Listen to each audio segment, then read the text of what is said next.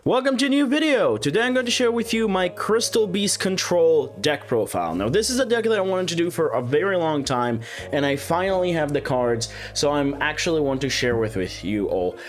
It's a very simple deck and very straightforward, and I just want to share with you something short, sweet, because I don't really have a whole lot of time at the moment because there are a lot of changes happening in my life. But before we jump right into the video itself, I'm going to remind you that if you want to see more videos like this, please consider hitting the subscribe button. It's helps a ton and help me support the channel. I also changed the name to teamndl yugioh just to make it a little bit more easier for people to find this channel if you haven't noticed, if you're of course part of the channel for a little bit of a while. But anyway, let me know in the comments down below what do you think. Of course, you know, give a like to the video if you enjoyed. There's a new podcast in the other channel, The Unfit Crew, if you want to check it out.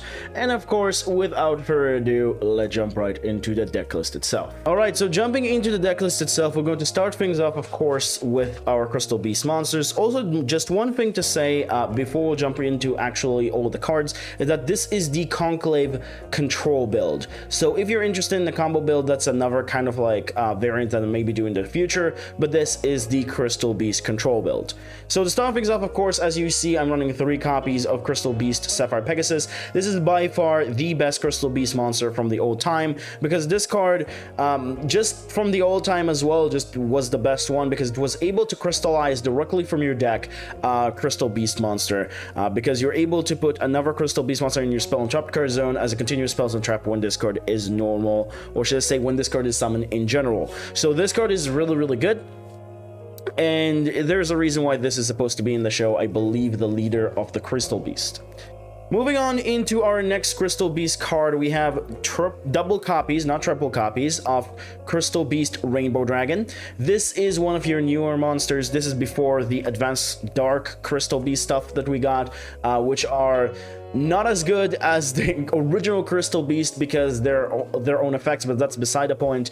Basically, Crystal Beast Rainbow Dragon is a really good card. It's the 8th Crystal Beast monster that we never thought that we got, and it's actually fixed some of the archetype issues. This card specifically has the same effect of as a continuous spells and traps, but it's also have another effect when it's a continuous spell or a trap in your spell and trap card zone. You're able to banish this card, add from your deck to your hand a copy of Rainbow Dragon, and then you're also able to special summon a level 4 or lower Crystal Beast monster from your deck, but negates effect. So this is a really good effect to allowing you to go pretty easily for rank 4s, or allowing you to kind of just have some of your Crystal Beast spells and trap kind of active because of having Rainbow Dragon in your hand and other things of that nature. So this card is really good. If you draw if you draw Rainbow Dragon, this card is a little bit dead, but it's also kind of fine because it is a battle trap that if attack is declared involving your Crystal Beast monster, you are able to special summon this out of your hand. So you are going to get a 3000 beat stick. So being a Battle Trap is actually pretty good. Also, summoning this with Carbuncle, just making this card really big as well. Now, it's not really going to happen that much because you're going to banish it at least once, but at least the other one you're going to have is a Battle Trap. And then for your last, of course, Crystal Beast monsters are running Ruby Carbuncle. As I mentioned before, if it's special summon, you special summon any of your Crystal Beast as much as possible from your continuous spells and trap card zone. So you are able to summon, for example, like 2 to 3 monsters sometimes, which is pretty good. We have Cobalt Eagle, which is our last name, doesn't really have any other application because anything, but it's just a wind, so that's why it's good. It's a wind level 4, it's work with Sapphire Pegasus, that's the reason why you run this card. Anything else is just not really necessary. And then, of course, the brick, as I mentioned before, Crystal Beast Ultimate Monster, which is basically Rainbow Dragon. Yeah, you just run this because of the name and because it's work with your Crystal Beast Rainbow Dragon. That's literally that. But that does it for the Crystal Beast monsters. Now we'll move on into the hand traps with 3D Shifter and 3 Skull Meissner. This is the hand trap lineup that I decided to go with. If you want to run Bestials or things of that nature and you have the money for it, go for it. I'm not going to do that because Bestials are just costing like absolutely expensively for super rares, and I'm not willing to waste that amount of money on them. And I do have alternative options as well.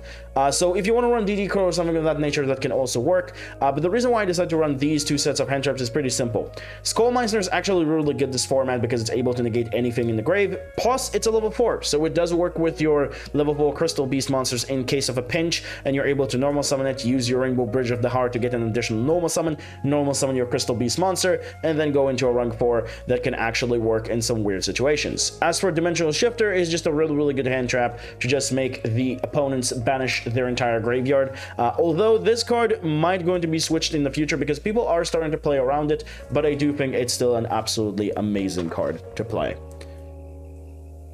But that does it for the monster lineup. We do have a very short monster lineup. Now we can actually move into the spells with the biggest chunk of the deck. We'll start things off with the best new spell of the deck, Rainbow Bridge of the Heart. This card, as I mentioned before, giving you an additional normal summon, which it does come up in some particular situations, but mostly what you care about is actually the secondary effect that allowing you to destroy a Crystal Beast card from your hand or field, and then you control basically, so it can be either in a monster zone or in the spell and trap card zone, so you have 3 ways to pop it and destroy, and then you're able to add from your deck to your hand any crystal spell or trap from your deck to your hand, which is really good. And then if a Crystal Beast card you control is placed in your spell or trap card zone, which does trigger itself, you're able to kind of just target one card your opponent controls and this card and return it, or should I say one card your opponent controls and return this and the opponent card to the hand, which giving you the ability to kind of just sometimes remove some very annoying cards. So this card is very good. Additional normal summon, searching your crystal spell and traps is just very good as an overall card. Speaking of searching your crystal spells and traps, running 3 copies of the best searcher, Rainbow Bridge. This card is just a searcher for your crystal spells and traps, not a harder ones per turn. And then for the 2-op spells for Crystal Beast, we have 2 copies of Crystal Bond and 2 copies of Awakening of the Crystal Ultimates. Crystal Bond is an excellent card, but you don't really need this in this build more than twice, because you do have ways to shuffle back things into your extra deck, which we'll talk about it, or should I say from your extra deck, which we'll talk about it, but mostly you are just going to activate this once, maybe twice, and after that is kind of dead, so I decided to only run 2. 3 is good, don't get me wrong, but you do have like 8 ways to see this card, so it's not really the end of the world if this card is just not in your hand at the start, because you do have other ways to see it, and like it's not the end all be all to actually see this card, it's just making your hands a lot better.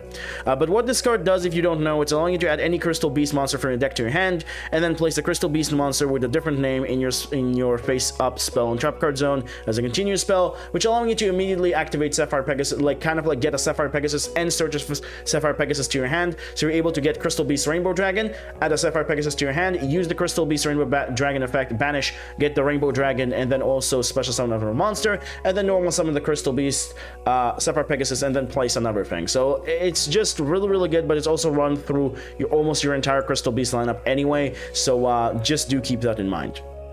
As for Awakening for the Crystal Ultimates of the Crystal Ultimates, this particular card requires you to have Rainbow Dragon, or just an ultimate crystal monster which your Rainbow Dragon is in your hand, or special like on your field.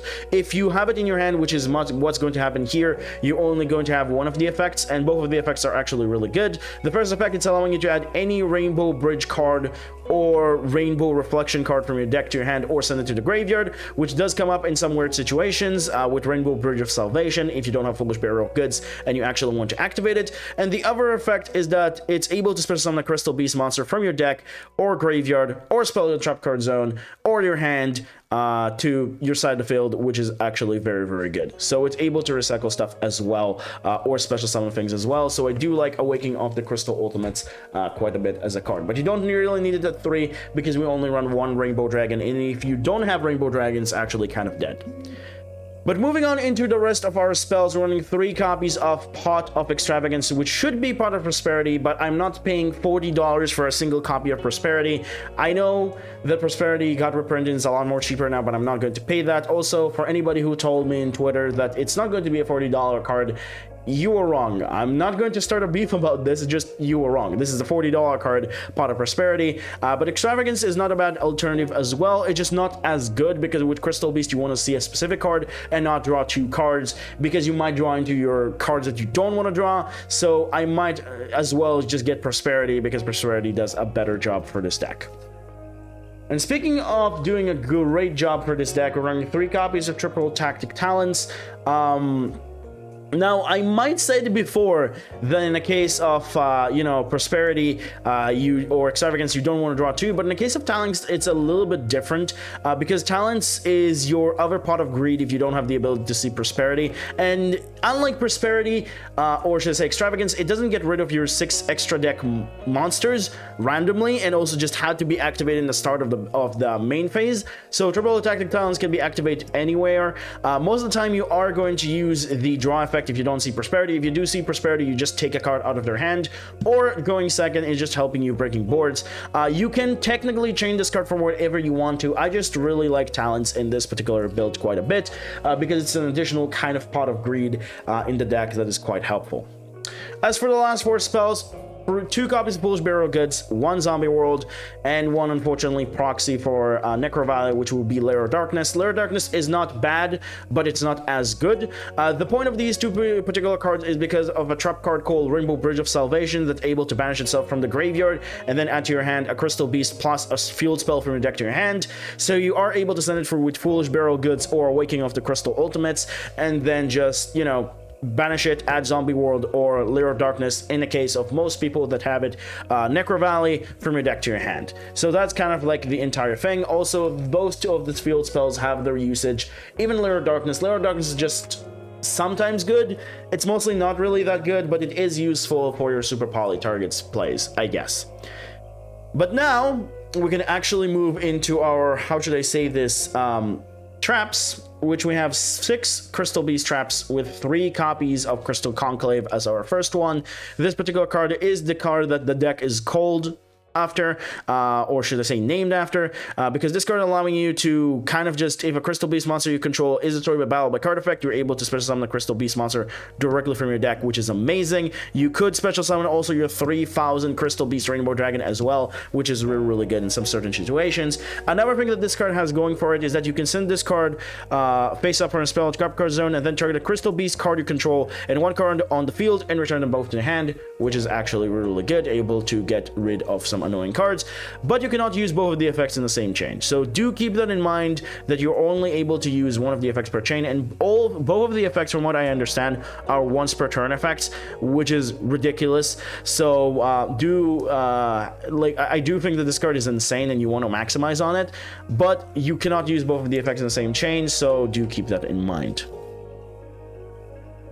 And then for the other amazing trap that we have in the deck that you actually use for control, we have 2 copies of Crystal Miracle. Crystal Miracle is your continuous, or should I say, counter trap that can destroy, or should I say, negate the activation and destroy that card if you destroy a Crystal Beast card you control, which can be in your spell and trap card zone or in your monster zone, so you can negate any monster, spell, or trap, which is very, very good. And then its other effects that doesn't really come up in the same chain because it has to be in the grave, is that if a Crystal Beast card is placed in your spell and trap card zone, you're able to basically banish this card and place 1 Crystal Beast monster from your hand, deck, or graveyard in face-up trap card zone, which I actually really like this effect, especially if you have a carbuncle, because this will allow you to have a lot of monsters in your spell and trap card zone for your carbuncle effects.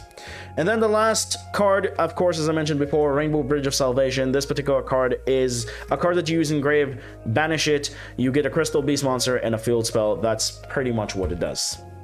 But that does it for the main deck. We have 40 cards. Now we'll move on into the extra deck. And for the extra deck, as I shown before, I do run 2 Super Poly targets for our side deck Super Polymerization. These 2 are doing the job quite amazingly, especially with Zombie World and Lair of Darkness being able to fix the issues, because this card requires 2 monsters with the same type and attribute but different names. This will require 2 monsters with the same attribute but different types. So sometimes if you have 2 monsters with the same type but a different attribute, you are able to fix it with Lair of Darkness.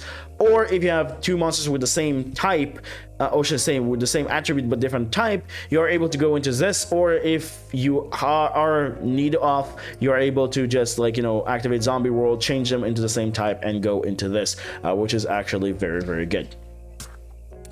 And then For the Xyz monster, which is the biggest chunk of the deck, we'll run a Zodiac engine for our Zeus. We run 1 copy of Dugaris for the draw, discard, or OTK potential, 1 Abyss Dweller to deal with problems, 1 Digasto Emerald to keep giving us the ability to maybe recycle more. Recycle 3 monsters actually very useful in this deck. Recycle 3 draw 1s actually can give you the ability to control the game quite a bit more in the control state if you are going into a control matchup. Lightning Chidori for your win monsters, and also just a very good control card. Tornado Dragon to remove back row. Baguska because of control aspects, and Zeus of course for, you know, OTK potential slash ability to control the board as well. And then for the links, we have the 1 copy of IP Masquerena, because sometimes you need it. 1 copy of Lina, because you do have a Ruby Carbuncle, and you are able to use Ruby Carbuncle plus anything to go into this. 1 copy of Unicorn to have a spin, and 1 copy of Underworld Goddess in some really weird situations that you have 2 monsters IP, and then you just want to take an opponent monster. But you could change the link lineup what you want to specifically. This is just how it's been working for me quite well. But that does it for the deck list as an overall. Hope you enjoyed, hope you learned something new where it comes to this deck. Also, I just want to have Rainbow Dragon itself in the front. That's the entire idea. But anyway, hope you learned something. This deck is absolutely super fun. I have a very good time with it. And honestly, yeah, it's just a really good time. And it's also very cheap as an overall. At least for the main deck core is pretty easy to get. The extract, there might be cards that are a little bit more expensive, but even then, it's not really the end of the world.